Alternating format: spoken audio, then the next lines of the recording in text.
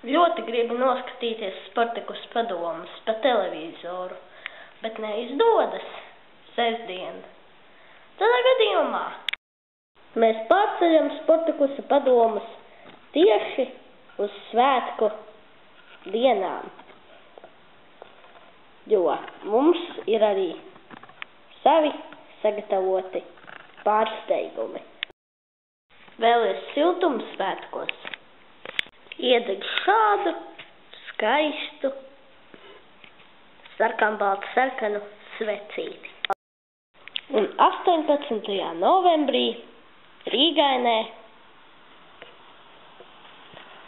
sagaidi Latvijas svētkus kopā ar visu Rīgaini DTV koncertā.